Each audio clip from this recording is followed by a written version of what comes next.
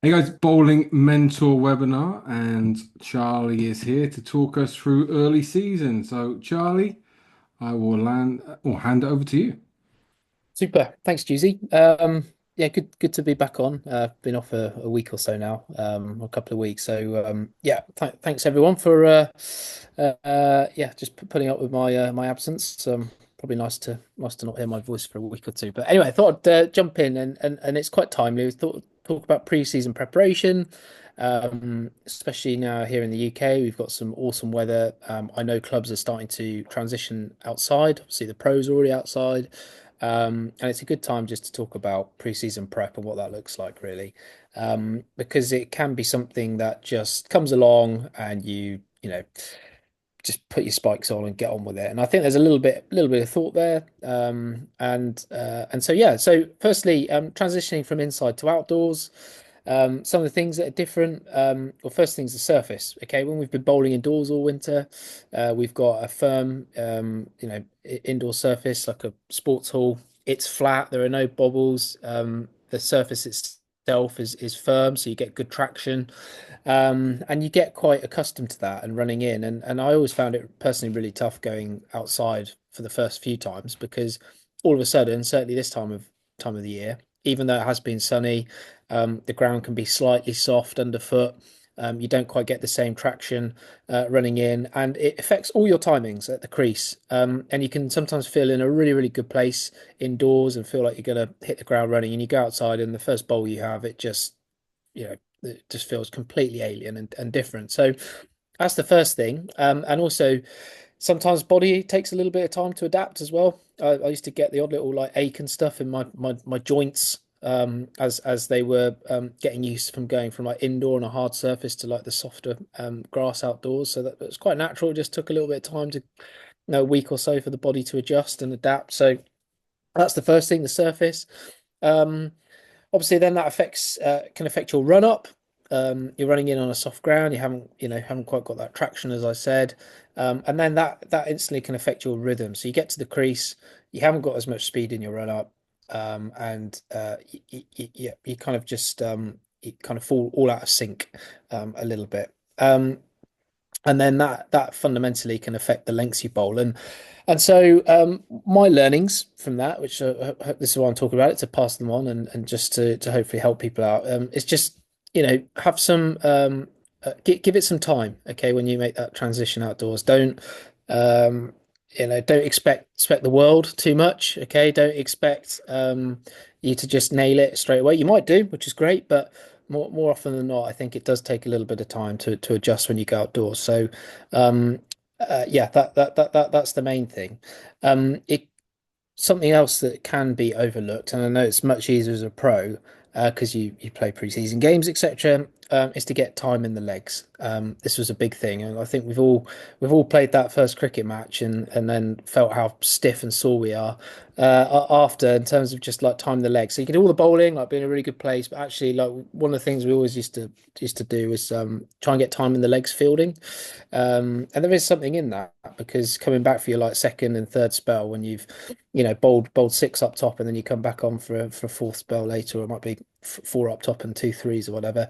You are, it does, your body does stiffen up a little bit, and that does take some time to adjust. So, yeah, we might not necessarily everyone on this call have the opportunity to, go and spend time in the field because we've all got jobs and lives and stuff. But if you can get some more time in the legs by walking, then that would be good. I mean, I've got a dog, so I used to go and walk the dog every day, so I always felt in a good place. But if you could just get some more time in your legs, that will help. Yeah, I don't think there's any shortcut for that. And as soon as you've done that, it just helps like build that load up a little bit. So, and then the last thing is the lengths that we're looking to bowl. Now, hopefully, all the way through pre-season, indoors, that is indoor training, we've been looking and trying to focus on bowling that fuller length. We've been trying to really hone in on bowling that 5 meters, 4 to 5 meters from the batter, really getting it up there. And hopefully that's been the case, but certainly. We can sometimes indoors bowl that kind of like 6 meters back of a length. Batters generally have pretty true and even surfaces indoors, so it's much easier to bat, and we can get into the habit of bowling that kind of like 6 meters, slightly too short for this time of year.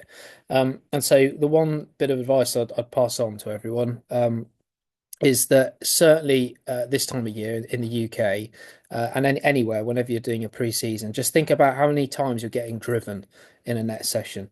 If you're getting driven more than you're getting cut and pulled, then you're in a good place. So don't be dismayed if you're getting driven at this time of year. You're in the game, okay? And you know there's certainly plenty on offer in terms of swing and seam movement off the pitch, especially with the Duke's ball at as I say, in March, April time. So you know, come out of a session just think, okay, how did I bowl? If you're hitting the top of off stump, you're not going to get driven. That's obviously the aim, okay, to hit good areas. But if you're going to one way or the other, don't be dismayed by pushing it up there, being a bit fuller. You know, if you get driven a few times and then get a wicket, then you do that 4 or 5 times, and you're going to be in a pretty good place. You're going to have great figures, but I can be absolutely sure that this time of year, batters will be very, very pleased if you're slightly on the shorter side and they're managing to work you off the back foot. Wicket's a little bit slow, ball sits up, they can pull and cut with ease, and they're not really challenged on that front over that front leg and on the front foot rather, around the front pad. So have a think about that with your lengths. So that's the first little bit. So transitioning to outside. So yeah, give it some time. Don't expect too much too early. Build into it. Understand there's a change in the surfaces. Understand that does change, can change your run up and your rhythm. Try and get some time in the legs and really think about those lengths. So being a bit fuller.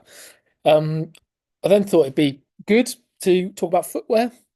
Something I have covered before in previous pre-seasons, but it's always good to cover it again. So look, I know what I'm about to say isn't straightforward because footwear is expensive.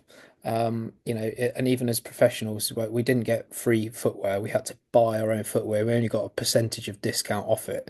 As a county bowl, you only got free footwear really when you got to start getting up into like England level and stuff. So I totally get it is expensive, but ideally we need kind of like 3 or 4 pairs of boots for the season. Okay, like one pair of boots isn't enough. Over the amount of bowling we get through, they do deteriorate. They don't won't give you the amount of support and that you need. So if you can, and I appreciate it is it's not straightforward. That it is expensive, but if you do have that money to invest, then 3 or 4 pairs of boots is a good thing to do, and to get and to change them intermittently. So I think a study was done, and certainly for longer format cricket, the plastic in the boot, kind of by the lunch after lunch in the afternoon session in the evening session, the boot became a lot less, didn't offer you as much support because the plastic got compressed. And then that increased the ground reaction forces up through the boot. By actually changing your boots and stuff, it added a little bit more between each session. It gave you a little bit more support. And took away those ground reaction forces a little bit through the sole, and the boot then when you've taken it off and you leave it, it kind of all the plastic kind of separates a little bit, and then you can go back to using them. And you get a bit more longevity out of the boot as well, like that. So, and then for me, like the best boots, I don't take commission or anything. This is just my opinion. New Balance were the best brand I found. I used loads. I used Asics. I used Adidas. I used Adidas a lot. I just found that the New Balance boots were really robust and a solid boot to use. So that would be my opinion. If anyone's wondering what boot to get, go for that, and then try and get some Champ studs. You can get them off Amazon, like really good studs to use. Have some spares. I always found that the first thing that would wear down actually was the studs through the season. So I kind of get through to May, June time as the surfaces around the country start to firm up. The studs would wear down, and I could if you swap the studs out, then you can get loads more life out of the boot rather than kind of throwing it immediately once the studs have worn down. So yeah, that would be my advice. Go online. You can find them champ studs, cricket studs. Make sure they're the nice long ones. And yeah, but certainly this time of year, if you're using some boots that you had last season and you just you didn't get full life out of them, and you're going to use them again, just buy some studs. They're like 20 quid on Amazon. Put some new ones in and make sure that you've got that nice long say a nice long stud for this time of year, especially with a bit of moisture around and stuff. You want it at the crease. Make sure you've got full grip rather than slipping and sliding. Because as soon as all of us know, as soon as you slide on that front foot, timings have gone. It makes it really hard to bowl with any kind of pace behind it. So that's footwear. Next one's socks. Don't know. Socks is a bit of a personal preference. But personally, I used the 1,000 yard socks that were ECB approved. Some people use the Horizon socks. I found them really, really good. Again, go online, like invest in a few pairs of decent socks. It does really help your feet out. Some of the guys, I can't remember what the name of them now, but they're like grip socks as such. They've got kind of like a little bit like grippy pads on the bottom of them. I know like Josh Tongue was a big fan of them. Joe Leach was a big fan at Worcester. They used to wear them. I can't remember what they were called now, but I'm sure if you type in grippy cricket socks or something into Google, it'll come up with the lots of different brands. Yeah, those are an option. Just means your foot doesn't slip in the boot. But they were quite thin. I found them quite. They were like almost just like a sports sock, and I personally preferred that like thicker Horizon or 1,000 yard sock or whatever it's called by the ECB approved one. That's irrelevant really, but they're just a thicker sock, and I think they're really good. So get a few pairs of those. That really helps your feet out. You know, you've got to look after our feet. We spend a lot of time bowling, putting forces through them. So get your footwear right, get your socks right. So that's the main part of what I wanted to talk about. And then just something on the side, and obviously we're focusing on our bowling at the minute. We're probably probably doing some batting. Something that's definitely overlooked a lot of time is catching, and just getting a volume of catching in, making it progressive, where you start with some lower ones. Just set yourself at the start of a training session. Just grab a partner and say, like, we're going to do like 75 catches, and you might do 25 underarms, into one-handed each side, and then you might do 25 kind of 10-meter throws to each other, and then work back and make it progressive, and then eventually the last few you're doing off a bat, and it's really going to help you this time of year, especially like start to like get the leather ball hitting your hands hard. That will accustom your hand. If you don't do that, and I've been on the receiving end of this a few times, so I've not quite got enough volume in. You go to a game, and the intensity of the catches comes quite hard, and then you end up getting almost like hot spots on your hand, on the palm here, where it kind of bruises up, and it's just because your hands aren't ready, and you can mitigate that by getting a volume of catching in now, and that says something that's sometimes overlooked. It really will help. So just be diligent with it. It doesn't take long. You can do it in 5-10 minutes at the start of a session, get some catching done. But I've rattled through a few bits there, and I'm keen to know if anybody online has started their transition into outdoor training, and whether you've got any different thoughts on what you're finding is going well, if you're finding anything hard, if there's anything you think that you'd like to pass on to anyone on the call, or you'd like to discuss any of those points really in more detail. So we'll start with that, and if there's any other questions, please do shout as well. So we've got one come through from Travis Headmaster. If we are making custom spikes from tennis shoes, anything to take into consideration? That's a good point. So Joe Leach used to do that at Worcester. He had some custom tennis shoes that he had spiked up. I personally never used them. I just went with say New Balance predominantly and Adidas. I'll just make sure that you're getting it done by somebody who's reputable in terms of who puts the sole on with the studs. Last thing you want is that job not being done well enough, and the sole coming away and the boot. I mean, in terms of like a tennis shoe and with a boot, you want it to be fairly thick up to where the ankle is. You don't want like a really thin tennis shoe that's light, because you just won't get the support from it. We need something that's ideally as thick and robust as possible, but light, if that makes sense. So not like thin material. That's what I meant by light, like almost like a trainer shoe. We need to be like sensible of what we're using, and you can take that same principle and put it into your um, indoor bowling shoe as well. We just use tennis shoes to bowl indoors essentially because they're much more supportive than like a normal Adidas trainer or whatever, any brand of trainer that you get, some running trainer. So that's the only thing I would say. Just make sure you're getting it done by someone who's done a lot of these shoes and put those soles and studs on, because if not, you could find yourself yeah, with a shoe that's falling apart quite quickly and having to buy something else. But yeah, that's a good question. Thank you, Travis. Cool. Any questions, guys, or any points? Hi, Charlie. Hello. The one about boots, actually. So in the past, I've had, maybe I'm a bit out of touch with the latest spec of, bowling boots versus kind of mid-cut type. I've had bowling boots in the past. I found them quite heavy, and it took me quite a while getting used to that. Yeah. But I obviously found them more supportive. What's the kind of trend these days with, how supportive you get a shoe for bowling? Um, as I say, I know some people that would almost wear, wear a kind of a spike with minimal support or like a half cut, and some people that would Yeah. go to town and get a proper boot.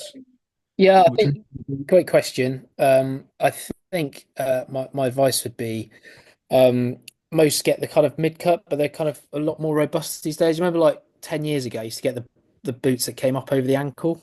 Almost, Yes. they don't really exist. I've not seen those at all Okay. really in the last, well, all of my professional career, to be honest with you. Like they just didn't exist anymore, and I don't know why. Maybe I think there might have been some science behind it. Just kind of stopped the ankle working and doing what it should be. Juicy might be able to add some insight on that one, but yeah. So I think generally boots are that kind of that mid cut, but they are a bit more robust. They are a bit thicker now. The science has come a long way on boots these days. They are quite light. You can get like a fairly robust boot which is light. And I'd just have a look through, because some of them will say like an all-rounder boot, and that's fine, but they won't be a specific bowling boot. So they'll say you can bowl in them, but they're also obviously as an all-rounder boot for batting. I would I would personally have a pair of batting spikes, and this is what I did. I had a pair of batting spikes, and as a bowler, I'd have a specific pair of bowling spikes that the company, whoever it is, Adidas, New Balance, whoever you want to go with, say is a actual bowling spike, because that boot will be specifically better for and offer you more support. Um, Yeah. so that would be my advice with it. And yeah, those kind of all rounder boots, yeah, use them for batting. I know some guys, some bowlers I played with use them to bowl in, but I personally I had actually frankly started to get some ankle issues when I was using those boots, as opposed to something more robust, more supportive. So yeah, hopefully that answers it. It does, yes. Thank you. Great, no worries. Great question. Thank you. Yeah, so, Cool. so just when we're talking about the ankle there, the Mm, boots did used to obviously come quite high, but then you used to have a couple of different ones. You used to have, I'm old enough to remember the Nike ones that were they're quite with the white with blue Nike on them. mm, And lots of bowlers used to have them. But then there's also some that Andy Caddick used to use, and a lot of the West Indies bowlers used to use, where they were quite light. They were properly bespoke though, so they were molded to the feet. If you look at Courtney and Kirtley, like I say, Caddy, they used to use them. I can't remember the name of it. It'll come to me, but they were pretty good. But the bog standard high ones were just a waste of time because we want the ankle to be able to move. The only time we don't and we put it in a brace is if we're just trying to protect it, if it's got a ligament damage or something like that. But generally, you still need the ankle to be freely movable, and obviously then the co-contraction at the lower limb to happen. So yeah, that's why I think pretty much just went to normal boot. And like you said, Chris, mate, the some of them feel heavy as hell, and it was like Jesus Christ, trying to get through and actually be able to flow Mm. through with two slabs of concrete on your boot is not the easiest thing in the world to do. I think the mafia used to use them to bury bodies, but they were heavy. So now the Yeah, I think I've still lighter. got my pair of Asics Oh mate, I from bet yeah. they're heavy 15, as 15 hell. years ago. I mean, they were whoppers, you could Yeah. walk a mountain in them. But Oh mate, yeah, Yeah. yeah. So now they're a lot It's like lighter. dragging a weight behind you. Yeah. They did your hip flexors in, that's for sure. Yeah, yeah, as we know, that's shot. Yeah. Oh, good stuff. Absolutely. Yes. One thing on that, s- not specifically the boot, but one thing that I found really helpful as well, and I forgot to mention, is insoles. But they were specific. They weren't just like generic insoles. I got them like tailored for my foot, and that definitely helped. It just provided that little bit more support. Of course, like did all the training that Juicy said at bare feet, making sure I had good dorsiflexion, good mobility through the ankle, but it really did help. And as I say, like I used an all-rounder boot for a period, and I started to get an ankle impingement, and then I had to get strapping on my ankle and etc. just to protect it a bit because it just got very sore and inflamed. But say that's why I was saying like use a proper boot.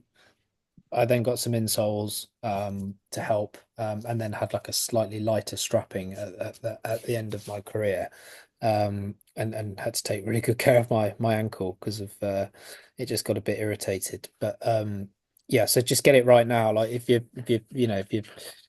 thinking about your boots and stuff, and you have no ankle issues, just get it right now. This is all part of pre-season. Making sure you're making good choices now, which will help you in June, July, August, September, certainly later in the season. Make sure your ankles stay nice and healthy. And it's funny, we used to see as well, um, quite a lot. Moz, you probably remember this. People would get the same boot, and then the similar sort of issues would arise. Like it would be sort of suddenly four people have had ankle impingement. You're like, what the hell's going on here? Then you'd investigate a little bit, and you say they're all in the same shoes. So there was always things which happened because a lot of times people weren't um, thinking too much about the boots. It's probably whichever company you might be with, which give you the best discount, you get those boots rather than which actually were best. So I remember one year we had about four ankle impingements and we're like, what the hell's going on here? And it was pretty much down to the boot.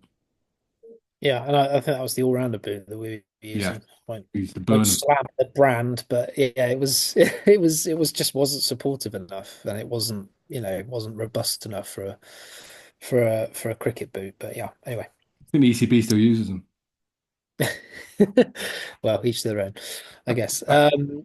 So Tom's popped up. Speaking of insoles, currently seeing a lot of adverts for carbon insoles. Any good or just a marketing gimmick? Um, Geez, I don't know if you've seen them. I haven't seen these carbon insoles. I don't know. My advice would just be go to like a The ones with the egg. podiatrist or whatever. Is that the ones, Tom? With the bouncing eggs off them? Was it the egg? No, they're designed to like propel you on it. It's more for like running. Like I think it's a more like marathon running kind of thing. Yeah. So like Charlie said, the only way really to use insoles is when everything else is covered off as well, and just that extra bit. And they really need to be properly tailored to you. Anything else, I would err on the side of gimmick. Yeah, agreed. Definitely. Yeah, and like you will, like all these things, like buy cheap won't work. Like if you want to get insoles, go and get them done properly. Like appreciate, it does come at an expense. I don't want to sit here and just say, go and get it done, and it's, Are you working with the podiatrist, Moss? oh yeah, getting the cut. He's got a link at the Yeah, end and there. off a New Balance and the podiatrist. Yeah. Everyone come get your feet sorted. But no, seriously, go to the podiatrist, get them looked at, get them done properly, get them molded to your feet, and they will be really, really good. And frankly, you might even get a little bit of like a couple of years out of them, or seasons or whatever. But anyway, enough on feet. I think, unless anyone has some more questions on it, in which case please do ask. But yeah, any other questions related to pre-season? Travis has got his Yeah. hand up. Hi, Charlie. So I bought a pair of New Balances like a year ago. It's like the New Balance cricket shoe spikes, the red base. Now Yeah. I buy them without the consideration of it's a batting spike or a bowling spike. So is it a big difference between batting, all rounder, and bowling spikes? I just buy a pair and it just works really. So I'm not really sure. Yes, huge difference, especially between batting and a bowling spike. All rounder, as I say, it's kind of in the middle, won't offer you all the support. But there's a huge difference between a bowling and a batting spike. batting spikes are generally almost just like a trainer that you get in a shop, go into your high street shop and buy some trainers, and they've just got some spikes on the bottom. That's fine. They're really light. They're comfortable to bat in. You fundamentally don't want to be batty with two pairs of concrete shoes, which you can't, you want to be able to move your feet Yeah. and stuff. That's why they're generally really light. I actually know a lot of batters that have spiked up trainers to bat in. And that's fine. Like, if they get hit on the toe, it's not great, but Oh yeah. they back themselves to hit the ball more often than not. But they're really comfortable to bat in, and that's fine. Like, batters can do that, and generally batting spikes sort of come in like half spike as well, so they just have spikes on the front and not the back heels. Mine's fully spiked though, so yeah. Okay, yeah. But just want to look out for. But yeah, like anybody who's got batting spikes, please go and get like another pair of boots specific for bowling. Just make sure you cover yourself off. I'll be honest, like hand up, when I was much younger, when I was in my teens, I definitely had a pair of batting spikes that I was bowling in. So, I was just didn't didn't quite know then. And Walking LBW. yeah, say again. The walking LBW. Hey? Pick it up front. Yeah. Yeah, poof. Yeah, absolutely. Still would be if I was playing. But yeah, I'd just say if you're getting back, yeah, just do check. Don't get batting spikes. If you have got some, yeah, really advise going and get some proper boots. Can I really. bat in bowling spikes? Say again? Can I do batting in bowling spikes? Yes, you can. Yeah, okay. Yeah, absolutely. Yeah. If you whatever's comfortable really for Yeah, batting. okay. Small bowl, you don't need quite as much support for batting. Yes, it's dynamic and stuff. The crease and your movements and things, but we're not putting kind of, 3 or 4 times our body weight through our No, ankles, okay, etc. okay. And stuff, and we haven't got those issues of footholds and everything else that we have to bowl through as bowlers. So that's why you need the support. I'd actually say, like, most importantly as well, it was really in the kind of like June, July in the English season when the wickets were firm. Certainly at New Road when we played, they were like concrete wickets, and the footholds and kind of like days 2, 3 in a longer over game and would develop, and that's where you have to have good support from your boot because your ankles take an absolute battering then. Appreciate, we're not necessarily all playing 4-day cricket, No, but no. we'll be playing, on firmer pitches at some point throughout our cricket season. So, yeah. That's okay. Thank you, Charlie. Thank you. No worries. Good question. Great question. Anyone else? Yeah, mate, I've got one. So I've had a few nets and stuff at uni outside now, and I've got a couple pairs of new spikes for the season, and I've kept on getting blisters and everything because they're just brand new, and I thought like they obviously just need wearing in a bit. Is there any like tips or anything you do for that, or just wear them? Yeah, great. Really good point, Jake. Yeah, great question, mate. So there is a bit of wearing them, which to break boots in, we do just need to wear them. Frankly, I'll try and do it incrementally. So certainly when I had boots, if I just wore them for like a whole training session, I'd inevitably get a really bad blister. If I just wore them, if I had a pair of boots which were broken in, and then what I'd do is I'd go and do some fielding in the new boots, and I'll take them off and I'll go and bowl in the older ones, and then the next day I'll do some more fielding in the new boots and then take them off, and that way you can just gradually break them in, and then I'll do like the first bowling session in them. If I just wore them for like 2 hour training session, I'd be stuffed. I'd have blisters. But having said that, blisters do happen; they do come. So if you get them, my advice would be obviously to air them as much as you can. That does help with healing. But again, I'm not on commission for this, but Compeed plasters, blister plasters were excellent. I'm sure most people online would know them. But yeah, just get a decent blister plaster, put it over the top. And yeah, I'd usually put like a Compeed on, and then I'd get some zinc oxide tape to really like strap it down. And you can get some gluey spray, which generally physios have. I'm sure you can get it online or in the shop, but like a glue spray. So put the Compeed on, spray the heel with this like sticky spray out of a can, and then I'll put the zinc oxide tape on, and then you'd guarantee if you're playing like longer format, it will stay on. it's a bit difficult to get on off at the end of the day, but you know that your feet are protected. You can leave them on there for a couple of And days. generally then you're not. Yeah, you can do. But yeah, say so. Yeah, it will stay on, and it will stay on for a long time. And you need to get some air to it eventually, just to help it heal. But yeah, that'd be my advice. Just try and do it in like a progressive way when you get spikes. So don't just jump straight in on them. Oh, the other thing, sorry, I've actually missed one out. This might be useful, and I don't think anyone will see it coming. Vaseline, really good to help with the heels and to stop rubbing. So like I've been told, I'm not a physio, I'm not a medical expert, but this is what I was told. Blisters generally develop because the layers of the skin rub between each other. It's not actually like the heel rubbing up and down. It's that the boot makes contact with the skin, and it kind of rubs all the layers, and then it causes this friction, as opposed to the bit like the whole heel sliding up and down, and that's where the blister forms. So what we want to do actually is to get the heel or the foot like moving within the boot freely a little bit. And in order to do that, if you get like you have to get like, just buy a pot of Vaseline.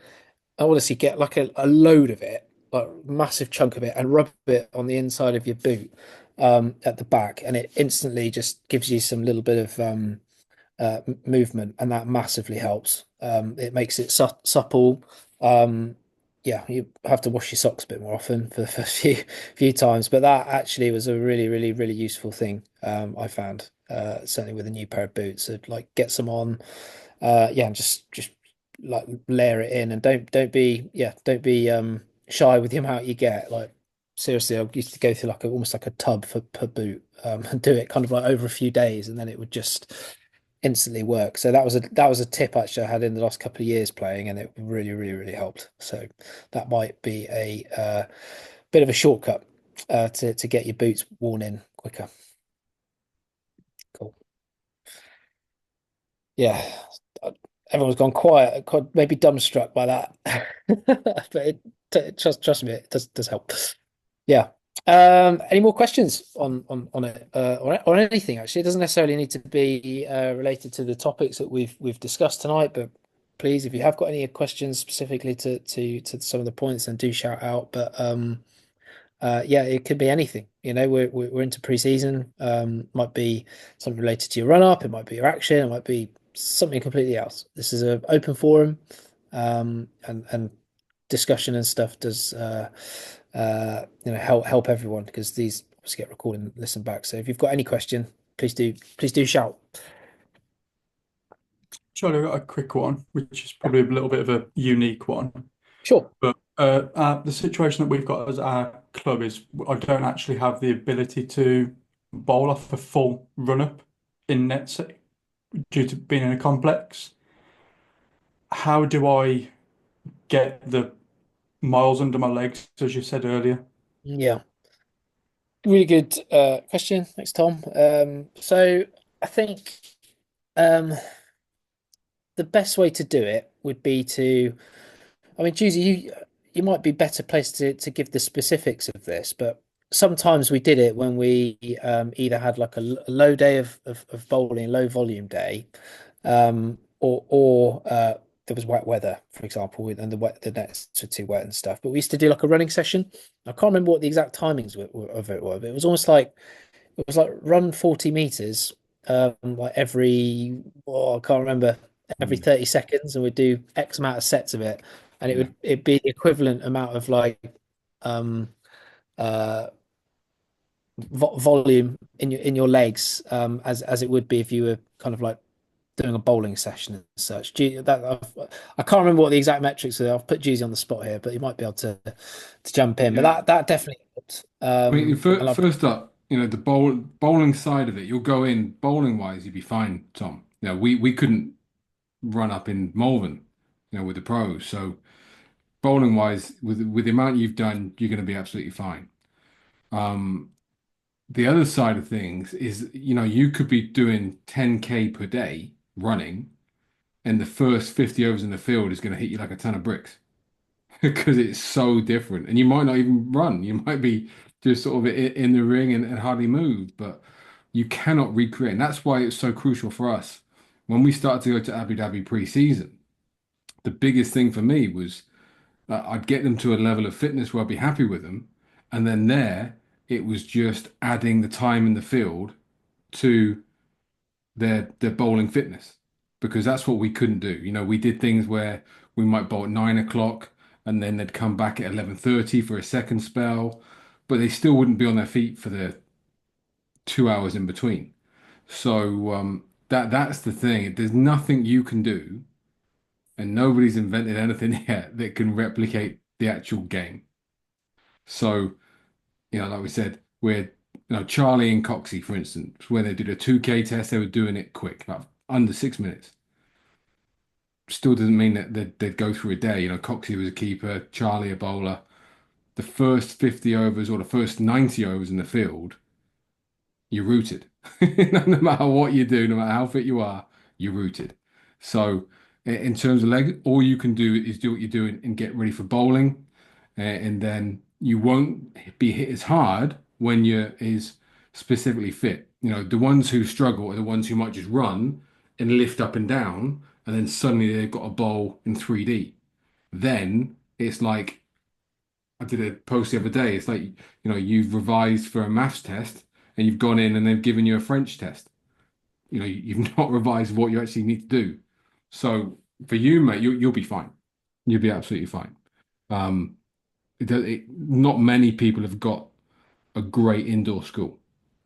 So bowling wise, remember when we talk about what we're trying to do, just flow through the crease.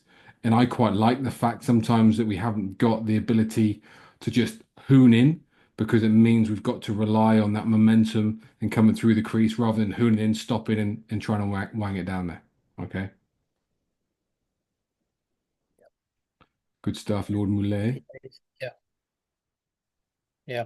And just on the back of that, if you do feel like you need a little bit of full run up work, just get some run throughs done on the side. You don't need to bowl the ball necessarily, but you can just like run through a few if you need to. But as Jesus said, you're sorted, mate. You're absolutely fine.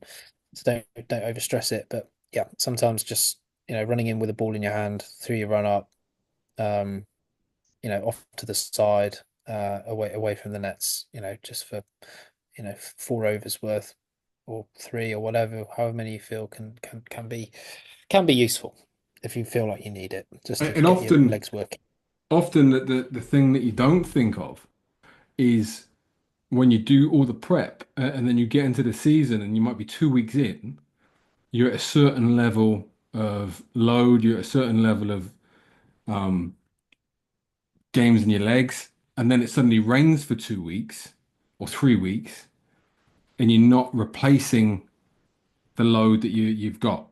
So say you're at sort of 20 overs a week, and then it rains for 3 weeks, and you haven't done anything to replace it. So say what we would do, if like Charlie said, if it rained, we might do a running type session. It would replicate a lot of what we'd do, or we'd do a bowling conditioning session to make sure we'd get some sort of bowling type work in there. What can happen is you sort of into the season and then you forget it. And then you go 3 weeks without anything and then go bowling again and suddenly, oh, Jesus Christ, what's happening there? And then again, that hits you like a ton of bricks. So it's remembering both ways, not to shit the bed one way and go from 15 overs to 40, but then not to go from 2025 to zero, because that is hard on the body. I remember we learned a really tough lesson with that. I think it was 2007. I'm sure it was because that was when Rihanna's song Umbrella was out and it was the wettest T20 period ever. It was ridiculous. Literally the whole summer was gone for wet. And we had a lad, Steve Crook, at Northants at the time. We got to a really good place. He battled a lot of injuries, and we got to that period, and we were like, okay, we'll rest him. It absolutely killed him. He could not get going again. Could not get going. Pick up soft tissue. His back started to hurt, and it was the biggest sort of learning curve for me was just that. Once you get a bowler rolling, let's keep them going. Let's keep them going. Let's not stop. We can obviously go harder and slower, but we don't want that ball to stop. Want to keep going both ways. I could totally agree, Juicy, with that. I'll jump in off that. Leachy was another good example, wasn't he? Someone had to keep Why were going. you thinking of Leachy? He was. He would always say it. He couldn't stop. But the body does. It likes constant load, and like if it was funny, like we'd have periods where we'd bowl a lot of overs. Where we'd have like almost do two back-to-back games of following on, for example, or getting sides to follow on, and we get through a huge number of overs. The obvious thing to do then is to just go, okay, chill out, like get your body to recover. If I had a week off, I would be the first bowling session back would be horrific. I'd feel horrendous, like rhythm, like legs, everything. It was always better to just keep going in some form or another, as Juicy's just said. Like Juicy said it from the coaching point of view, but I'm saying I'm backing that up from a bowler and how it's felt. Couldn't agree more. Like I've never felt good when I stopped in that time. It always was so much harder to get going again. So yeah, keep the load going. Sometimes it can seem counterintuitive because feel like you need rest and stuff, but it's better to do something and like keep the legs ticking over and in some form or another, whether that's through bowling or other means in the gym, etc. That's the key. Anyway, Excellent. enough on Cool. that. Any other questions, guys, before we close it off? I've got one, Doozy. Go for it, Harry lad. Should I be doing any running work, or am I in an all right stage at the minute? Mate, you're fine at the moment. Okay, You're doing excellent, mate. cool. Keep going. Apart from going off on holiday, I don't know what you're thinking with that. Good lad. Cool. All right. Sorry. Yeah, Go I've for got it. one as well. Bit of a random one. Probably more experienced bowlers, probably not relevant. But I kind of tips for bowling higher effort. So I think I've kind of only got one effort level. Like I can probably bowl like what you would say is like 80% or 70%. But it seems like I can't turn it up to like really max effort without just wanging it in short. I'll Great jump in question. there at the start. So remember, it's about flow. Bowling's about flow, not necessarily about effort. So when we, particularly with the technique, when we see almost the effort levels go up, we see the action collapse more.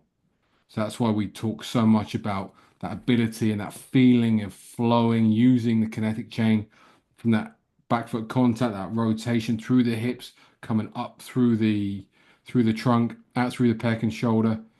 That's what we want to feel. That efficiency. That's the key for me to keep the action smooth, consistent, and the pace. As soon as we go off to right, I've just got to muscle the ball down there, we've lost. We've lost. Okay, so just think efficiency, and Moz can talk from the bowler point of view.